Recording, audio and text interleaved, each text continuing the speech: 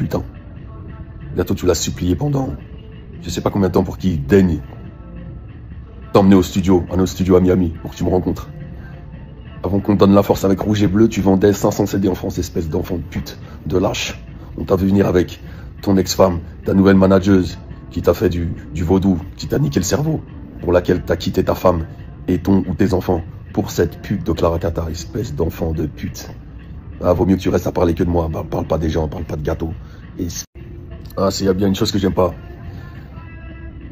Me faire clasher, j'ai l'habitude, mais quand on clash, on est proche. Et qu'on ment. Kalash Kevin, enfant des pites.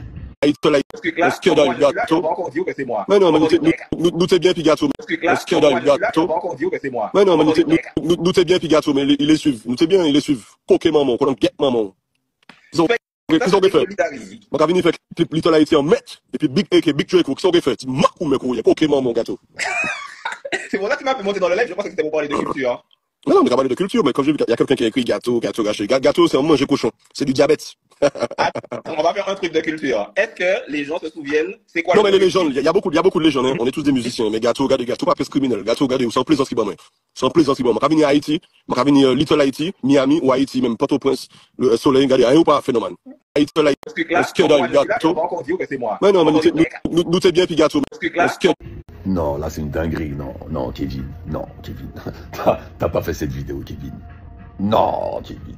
Ah, voilà, non.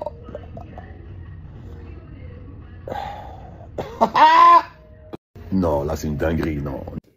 Salut à tous, j'espère que vous allez bien. Moi, comme d'habitude, ça pète la forme et on se retrouve pour une petite vidéo. Alors, vidéo analyse, vidéo gossip. Vous la prendrez comme vous le voulez, mais bon, c'est un sujet, entre guillemets, qui fait l'actualité. Et je souhaitais parler avec vous de la vidéo où on voit justement Booba qui insulte Kalash suite à un live. Je ne sais pas si c'est Insta ou TikTok. Je crois que c'était un live Insta, je ne suis pas sûr. Qu'il faisait et sur lequel je voyais parler de culture. Et il y avait des viewers qui lui parlaient de gâteau d'abato. Et vu que, comme vous le savez, c'est un petit peu chaud, un petit peu beaucoup chaud entre Booba et Kalash. Donc Kalash qui a commencé à insulter Gâteau d'Abato, puisqu'il y a des gens qui ne faisaient que lui parler de Gâteau d'Abato dans les commentaires. Donc bon, il a insulté Gâteau, que Gâteau, que bon, que voilà, c'est un petit Péolin, c'est un petit Macoumet, et qu'il vit à Miami, que c'est un Haïtien, mais que genre que Kalash est plus haïtien que lui, qu'il peut descendre quand il veut tourner justement un clip en Haïti et qu'il n'y a rien qui va lui arriver, qu'il n'y a personne qui va rien lui faire. Et bon, il a surtout descendu Gâteau d'Abato. Et bon, Booba, bien sûr, vous connaissez Booba maintenant, qui n'en a pas perdu une miette et qui a décidé de faire justement une vidéo pour pouvoir parler de ça. Dedans où il insulte allègrement Kalash, mais il insulte également la femme de Kalash, Clara Cata. Donc, on sait que ce clash-là est dû au clash. Ces tensions, ces animosités-là durent depuis un moment, fin des années 2010. Là, nous sommes en 2025. Ça dure toujours. Et puisque Booba, lui, c'est quand il décide d'être sur tes côtes pendant un moment, il est sur tes côtes, après il te laisse tranquille, après il retourne vers toi. Et d'ailleurs, la vidéo m'a bien fait rigoler. Il y a la vidéo du live m'a fait rigoler, mais aussi la vidéo que Booba a tournée. Alors, ce que j'ai pas compris, vous allez m'expliquer pourquoi. Mais j'ai vu que Specta a pris des balles perdues ou sur les réseaux, ça l'insulte beaucoup. Ça l'insulte beaucoup pour dire que genre, si Kalash est son ami, il le recadre ou bien que c'est pas professionnel, il a pas essayé de recadrer Kalash. Mais en fait, il y a quelque chose que j'ai pas compris. C'est qu'il me semble que c'était le live de Kalash. Et en fait, Kalash a fait Specta monter dans le live pour qu'il apparaisse, pour qu'il puisse parler de culture avec lui. Et c'est au détour de cette discussion-là ben, que Kalash a pris la mouche et il a commencé ben, à insulter Gâteau d'Abato par rapport à ce que certaines personnes lui disaient en commentaire. Et on voit plusieurs fois que Specta essaie de centrer le débat, mais Kalash est déjà énervé. c'est son live, donc il dit ce qu'il veut en fait.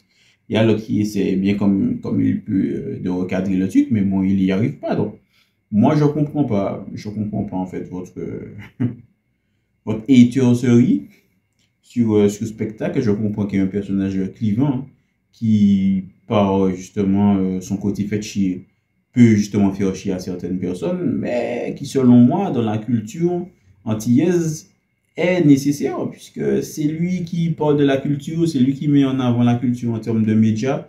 Je parle en Martinique, hein, parce qu'en Guadeloupe, il y a par exemple un média comme l'Oxymore de Shorty. Mais en Martinique, c'est par lui que les artistes passent pour pouvoir faire des interviews, pour donner leur avis. Les plus grosses interviews des artistes européens qu'on a eu jusqu'à maintenant, c'est sur la chaîne justement de Specta. Donc quand je vois qu'il y a beaucoup de personnes qui n'apprécient pas son travail, qui n'aiment pas son travail, moi je me dis, est-ce qu'il a peur, il souffre pas de délit de sale gueule parce qu'il faisait du rap avant, il était très dans les good kids, et que pour certains, il n'a pas la gueule de l'emploi. Donc on a plus envie de le voir à terre qu'autre chose et de voir que le gars roule sa bosse et que ça fonctionne bien, ben, ça rend jaloux les gens et les gens sont idiots. Moi en fait, j'ai jamais compris ça. On peut, justement, tu n'aimes pas quelque chose, mais en fait, tu ne regardes pas et puis tu ne commentes pas. Les gens, ils prennent un malin plaisir à commenter tout ce que Specta va dire ou tout ce que Specta va faire, alors qu'ils n'aiment pas. Mais si vous n'aimez pas, vous infligez pas ça, les gars. Ou bien les meufs, vous infligez pas ça. Passez votre chemin. Ça, c'était la parenthèse. Mais pour pouvoir revenir sur ce clash-là, le clash Booba, Gâteau d'Abatou, Kalash, qui est-ce qui a le plus à perdre dans ce clash-là? Ben, sans aucune surprise, bien sûr, c'est Kalash qui a le plus à perdre dans ça, puisque moi, je serais plutôt d'avis qu'il fasse comme Damso et à ne pas répondre justement au pic qu'envoie Booba, et de continuer à tracer sa route, puisque en fait, Booba, le gars, il est au Panthéon. Le gars, il est déjà trop haut, il est déjà trop loin, il a bon, sa carrière aussi est plus derrière lui que devant lui, parce qu'il a un certain âge maintenant, mais le gars, il est big. Le gars, il est big partout. Je parle en Europe. Il est big. Et il n'a plus rien à prouver. Kalash, on va dire aux Antilles, il est déjà big. Il n'a plus rien à prouver. Il a toujours à prouver à l'international. Déjà, au niveau de l'Hexagone et surtout à l'international, il a toujours à prouver.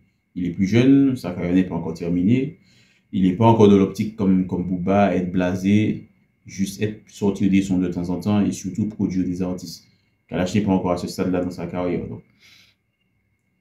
Il est au top, comme je dirais aux Antilles, mais plus haut tu montes, plus dur également est la chute. Et je trouve que c'est quelqu'un, il a les défauts de ses qualités, mais qui est très impulsif. Et déjà, à toute première fois où Booba avait commencé à parler en mal de Kalash, ça remonte à des années. D'ailleurs, Pepsi Actusic, au Big Up à toi, avait fait une vidéo justement sur ça, puisqu'il était présent lors d'un concert, je ne me rappelle pas où, de Kalash, où il avait lâché le fameux On va éteindre la carrière de fucking B2O. C'est ça, parce que ça avait parlé pendant la journée sur les réseaux. Il avait vu que Booba avait dit sur lui, et il a réagi de façon épidermique. Et il y a cette phrase-là qui est sortie. Donc, en vrai de vrai, Booba, il est derrière son écran, à s'amuser de tout ça, à entrer dans la tête de ses adversaires. Hein. C'est ce qu'il a l'habitude de faire. Et ben, il l'a fait avec tous ses adversaires.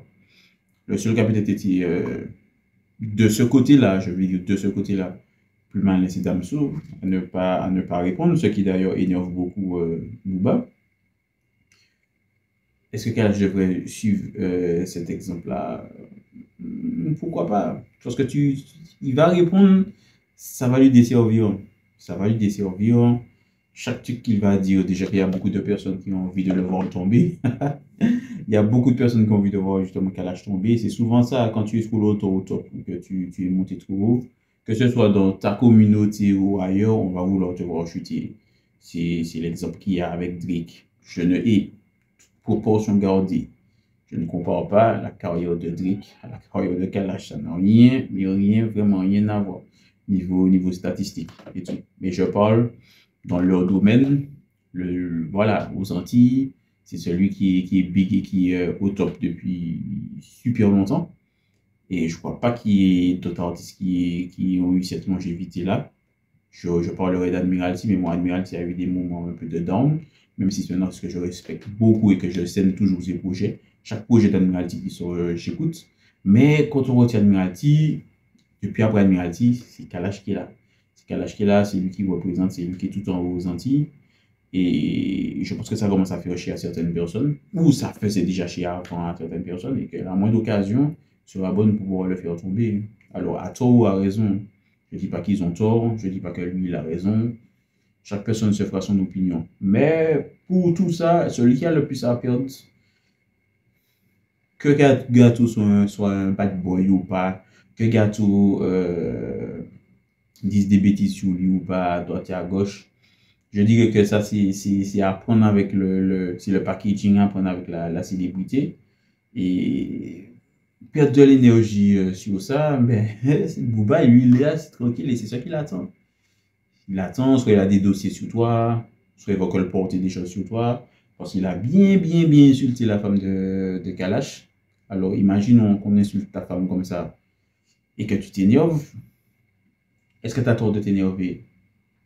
Que tu vois qu'on manque de respect comme ça à ta femme. Encore une fois, je ne suis pas dans les histoires de ce qui s'est passé entre lui et son ex-femme, tous les soucis qu'ils ont eus, les soucis que tous les trois ont eu, couple à trois, ou bien, je ne sais pas, mais ce que je sais, c'est que maintenant, sa femme, c'est Clara Kata, lui, il est l'homme de Clara Kata, et que peu importe l'homme, tu es avec quelqu'un, ta femme se fait insulter, ça te fait chier.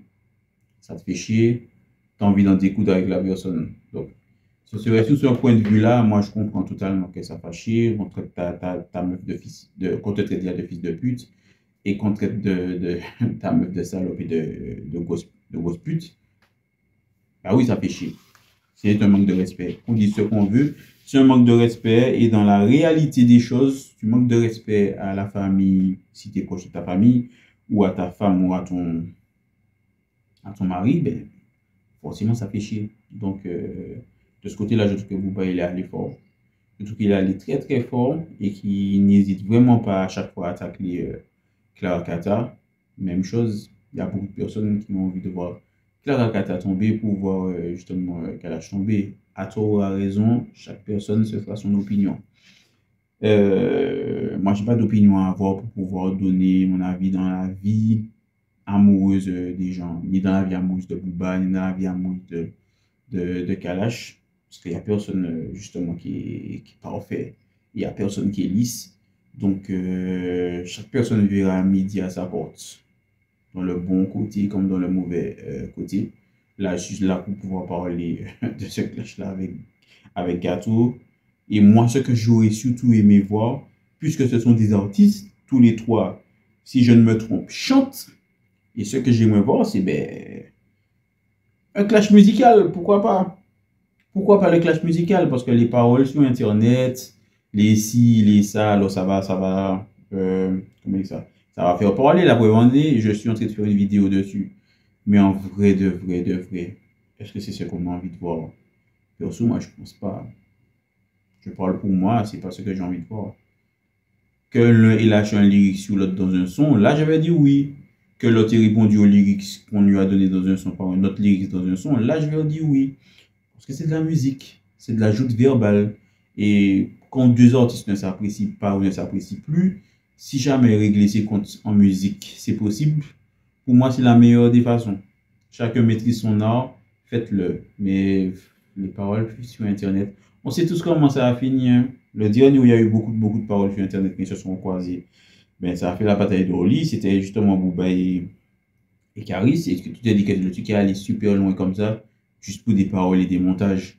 Donc, si jamais ça recommence dans ce sens-là, qui est-ce qui est gagnant? Est-ce que c'est la culture qui est gagnante? Est-ce que c'est la musique qui est gagnante? Je pense pas. Je pense que certaines personnes vont se satisfaire de ça pour pouvoir dire qu'ils sont d'un camp ou de l'autre.